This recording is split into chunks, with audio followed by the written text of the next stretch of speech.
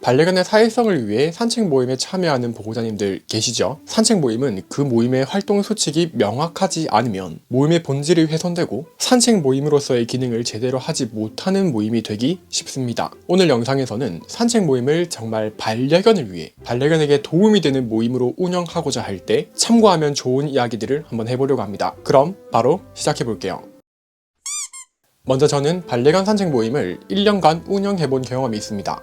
잘 운영했다 라고 하기에는 좀 무리가 있을 순 있지만 적어도 반려견을 위한 산책 모임이 되기 위해서 많은 노력들을 해왔었어요. 이 산책 모임 운영 경험과 교육 지식을 바탕으로 산책 모임이 지키면 좋은 정보들에 대해서 하나씩 이야기해보도록 하겠습니다. 자, 먼저 첫 번째, 반려견들의 성향을 표시하고 참고할 것. 산책 모임은 불특정 다수의 반려견들이 모이는 모임입니다. 그리고 그로 인해서 각기 다른 성향을 가진 반려견들이 모여서 함께 활동을 하게 되는데, 반려견들의 사회성을 긍정적으로 넓혀주기 위해서는 이 각각의 반려견들의 성향을 존중해줄 필요가 있습니다. 모임원들이 우리 반려견의 성향을 한눈에 알 수 있도록 반려견의 성향을 활동명이나 닉네임에 기재하도록 해줘도 좋고, 우리 모임만의 성향을 구분하는 핀을 색깔별로 만들어서 성향에 맞는 색깔의 핀을 리드줄 끝에 달아주시는 것도 모임 활동에 도움이 되겠죠. 반려견의 성향은 활발함, 얌전함, 소심함, 예민함, 이렇게 4가지로 분류해 볼 수 있습니다.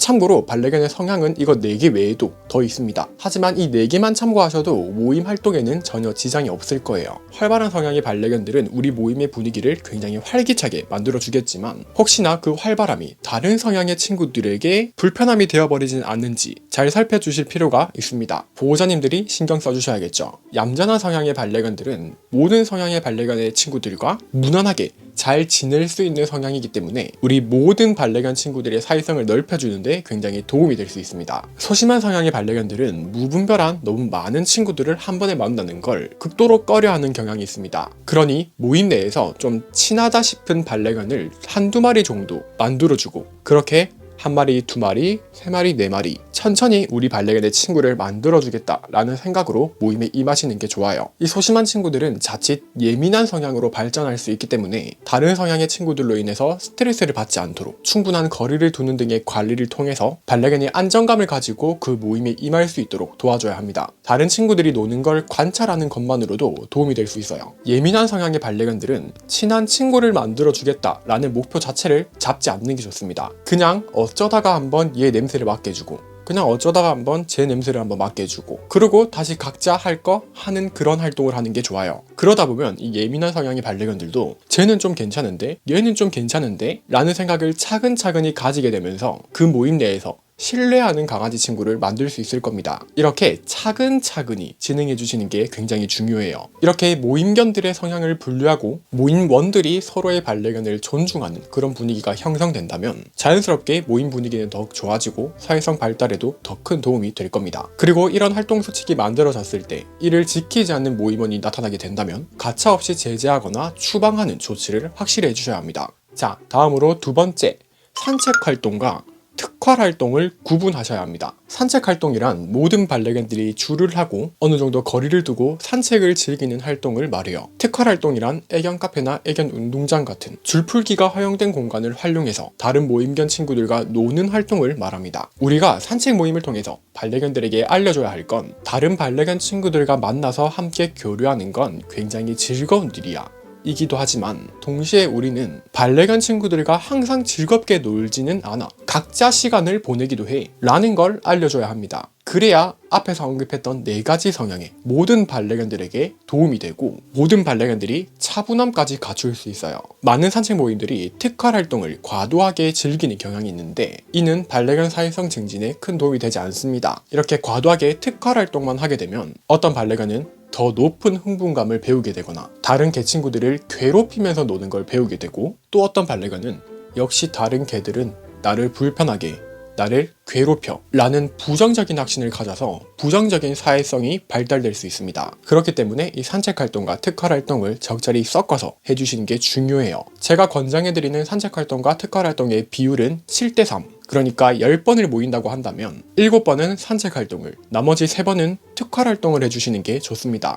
자, 다음 세 번째. 의논을 통해서 명확한 기준을 정하세요. 이때 말하는 기준이란 패티켓을 이야기하는 게 아니에요. 패티켓은 당연히 지켜져야 하는 거고, 제가 여기서 말하는 기준이란 어떤 놀이 행동까지 놀이로 볼 것인가, 상대방에게 두 발로 서서 올라타려는 행동을 놀이로 볼 것인가, 상대방의 털에 침을 묻히며 입질 신용을 하는 행동을 놀이로 볼 것인가, 몸을 강하게 부딪히며 노는 행동을 놀이로 볼 것인가, 함께 노는 다른 반려견이 카밍 시그널과 같은 불편해하는 표현만 하지 않는다면 어떤 행동이든 놀이로 볼 것인가, 이렇게 놀이로 받아들일 우리 모임만의 기준을 정해 주시는 게 좋아요. 이 기준은 모든 모임원들이 함께 모이거나 오픈 채팅방을 통해서 의논을 해서 정해야겠죠. 그리고 모든 모임원들이 이 기준을 인지하고 따르도록 규칙을 명확히 만들어 주시면 됩니다. 비슷하지만 하나 더 이야기해보자면, 어느 정도의 격함까지 놀이로 볼 것인가. 달려와서 강하게 몸통 박치기를 하지만 박치기를 당하는 친구가 즐거워만 한다면 놀이로 볼 것인가. 놀다가 상대방 귀에 이빨이 긁혀서 피가 나지만 문제없이 잘 논다면 그것도 놀이로 볼 것인가. 이빨로 무는 신용을 보이며 논다면 놀이를 중단할 것인가. 이런 기준을 세워보실 수도 있을 겁니다. 자, 이런 기준을 세우지 않으면 보호자님들 간에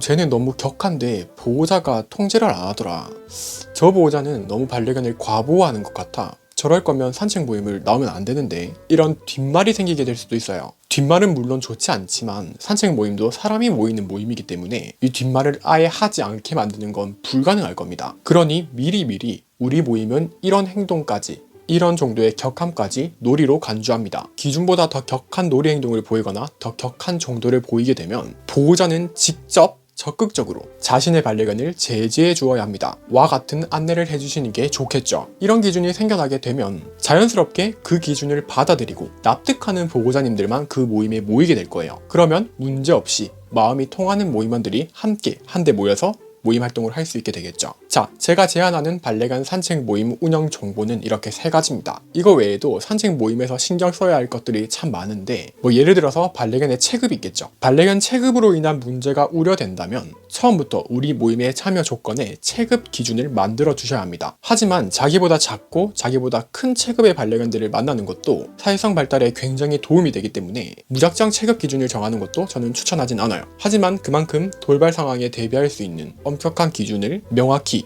만들어 둬야겠죠. 그리고 또 하나, 제가 산책 모임을 운영할 때 가장 골칫거리였던 게 친목 활동이에요. 이 산책 모임도 사람이 모이는 모임이다 보니까 보호자님들 간의 식사 시간 또는 음주 자리까지 만들어지기도 하는데, 저는 개인적으로 이런 활동이 산책 모임 운영에 그닥 도움이 되지 않는다고 생각합니다. 하지만 이런 건 또 사람마다 생각이 다 다르기 때문에 모임을 운영하는 모임장이 자신의 성향에 맞게 우리 모임의 친목 성향을 정해도 좋고, 우리 모임원들과 의논을 해서 정해보시는 것도 좋을 겁니다. 자, 아무튼 이 요소들을 중시하고 지켜지는 게 당연시되는 분위기만 형성된다면 그 산책 모임은 우리 지역의 산책 모임들 중에서도 꽤 좋은 산책 모임으로 자리 잡고 모두가 함께 하고 싶은 산책 모임으로 알려지게 될 겁니다. 자, 그러면 이번 영상은 이렇게 여기까지입니다. 다음에 더 유익한 영상으로 돌아오겠습니다.